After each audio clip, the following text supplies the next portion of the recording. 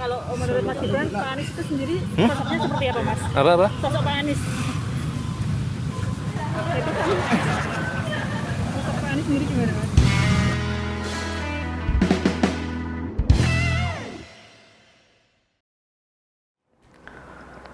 Selamat malam para mantan, selamat malam untuk semua mantan-mantan kalian yang selalu butuh pengakuan. Yang kemana-mana harus update, harus selfie, posting di sosmed. Butuh pengakuan gitu. Nah, cerita semacam itu bagi saya mirip seperti cerita Gibran dan wartawan kemarin. Jadi Gibran ini sudah ada di dalam mobil, sudah siap mau jalan gitu, tapi masih kekejar sama wartawan. Biasanya dalam situasi semacam ini, pertanyaan wartawan ini penting banget untuk ditanyakan, karena sampai ngejar-ngejar ke dalam mobil gitu. Cuma ternyata pertanyaannya mengejutkan, mengagetkan, nggak nyambung, nggak masuk akal menurut saya gitu. Pertanyaannya adalah bagaimana komentar Mas Gibran soal Gubernur Anies Baswedan. Anies Baswedan apa hubungannya sama wali kota Solo gitu kan sebenarnya gitu ya. Dan Gibran ini kaget banget waktu itu gitu. Kok gini sih pertanyaannya gitu. Dan Gibran di dalam mobil tuh pura-pura melakukan sesuatu. Pura-pura naruh apa gitu, padahal nggak ada tuh. Dia nggak megang apa-apa. Ya orang bingung mau jawab apa biasanya kayak gitu ya. Untungnya pakai masker Gibran, jadi nggak kelihatan mimik mukanya kayak gimana gitu. Mungkin lagi misu-misu, kok gini sih pertanyaannya gitu. Coba akhirnya karena Gibran nih nggak bisa ngulur waktu di dalam mobil, lalu kemudian dia juga belum menemukan jawaban yang pas mungkin gitu ya. Dia coba tanya balik, ya gimana? Minta diulangi pertanyaannya gitu. Lalu setelah diulangi oleh wartawan, akhirnya Gibran menjawab bahwa bagaimanapun Jakarta adalah role model, kota percontohan dan harus kita contoh. Program vaksinasinya bagus, penanganan COVID-nya bagus, kata Gibran. Selamatlah Gibran dari jebakan pertanyaan wartawan. Ya gimana gitu? Masa Gubernur DKI ditanya sama wali kota Solo gitu? Kan gak ada hubungannya sebenarnya. Nah, setelah video ini diupload di YouTube gitu ya, komentar-komentar para pendukung Anies ini positif banget gitu. Wah hebat, Gibran bisa mengapresiasi kerja atau prestasi Anies Baswedan katanya.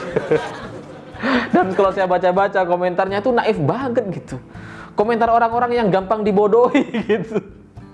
Karena kalau kita mau analisa, jawaban Gibran itu sebenarnya standar banget. Jakarta menjadi kota percontohan sebagai role model emang udah takdirnya gitu. Karena ibu kota Indonesia ini. Mau siapapun gubernurnya emang harus jadi role model gitu.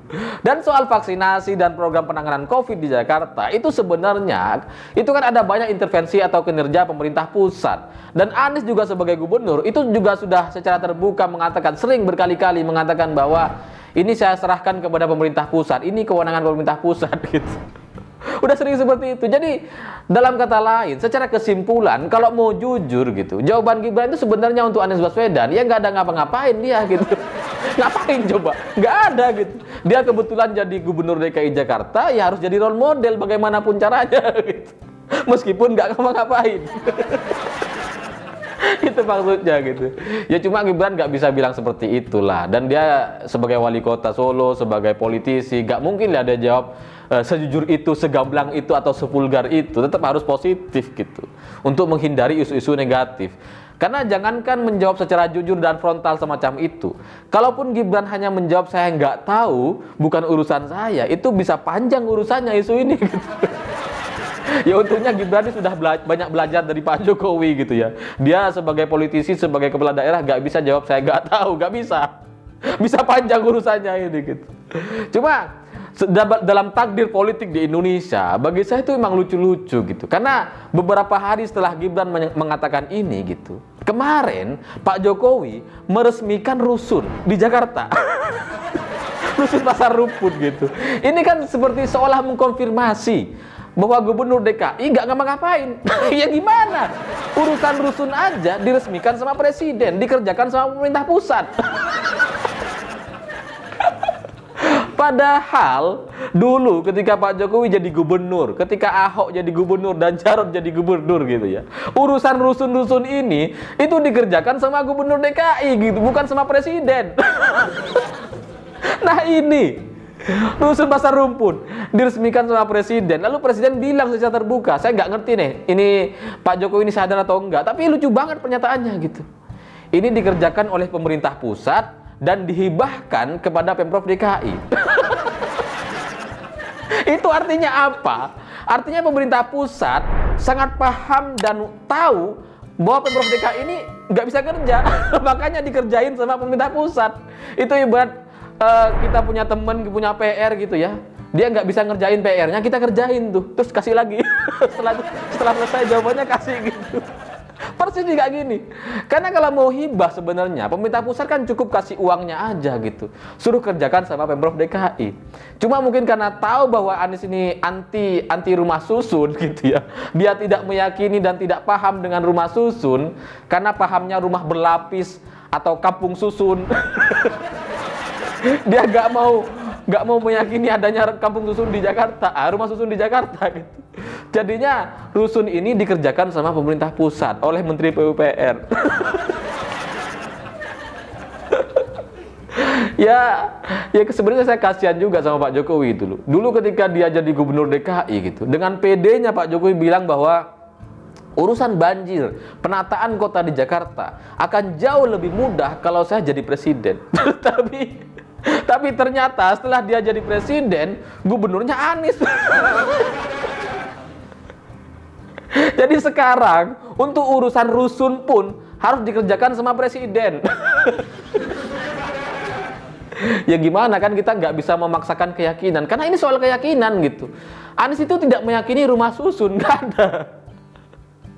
Dan janji kampanye dia ketika Pilkada 2017 itu kan targetnya adalah rumah DP 0%, DP 0 rupiah. Janjinya adalah bagaimana mewujudkan impian masyarakat miskin di Jakarta, bagaimana warga Jakarta bisa punya rumah, bisa merdeka, bisa berdiri di kaki sendiri, bisa mandiri dan seterusnya.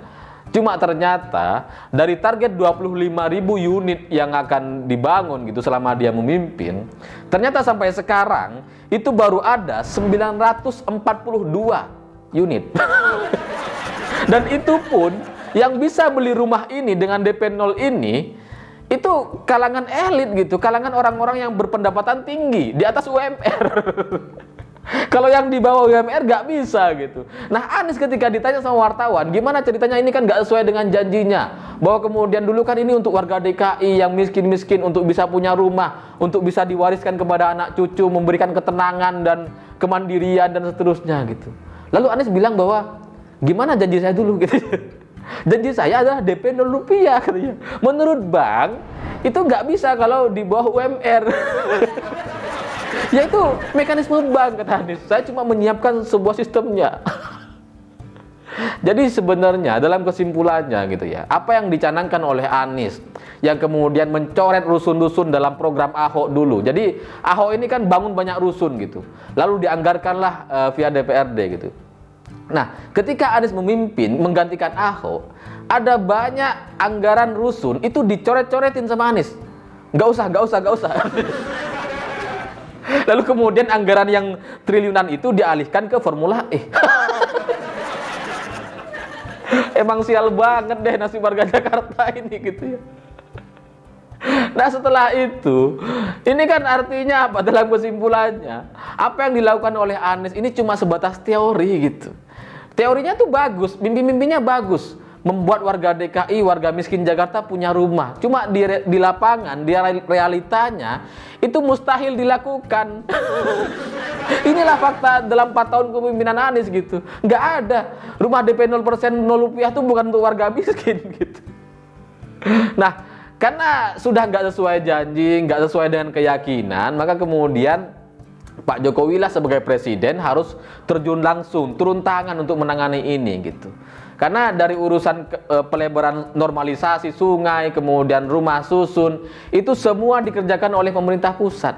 Ya gimana, Anies itu pernah mendebat gitu, bahwa selebar apapun sungainya, ini tetap banjir kata Anies. Karena air itu dari daerah tinggi, bukan masalah di Jakarta katanya.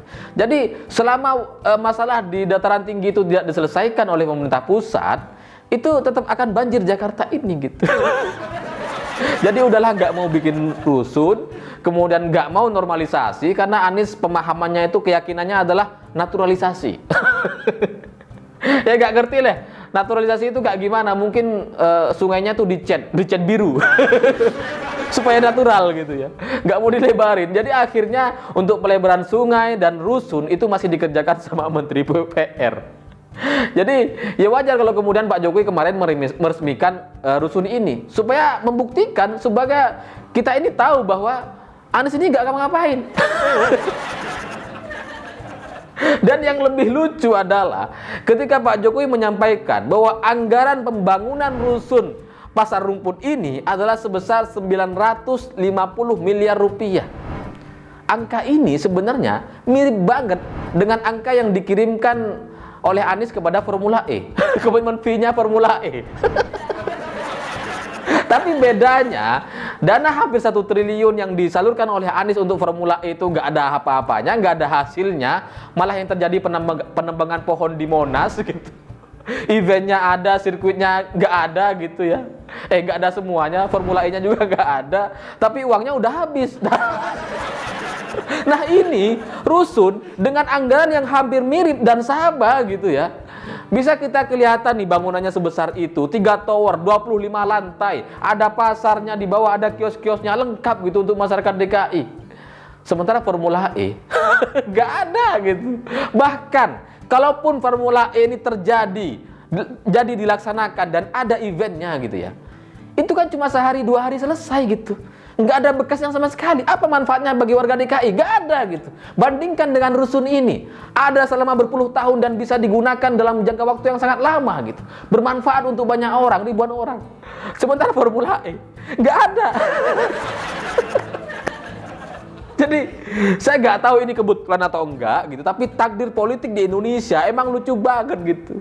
Jawaban Gibran soal Jakarta sebagai role model, sebagai kota percontohan dan harus kita contoh, lalu program vaksinasi yang menunjukkan bahwa sebenarnya itu ada intervensi pemerintah pusat, itu dikonfirmasi oleh takdir Tuhan kepada peresmian rusun Pasar Rumput kemarin gitu.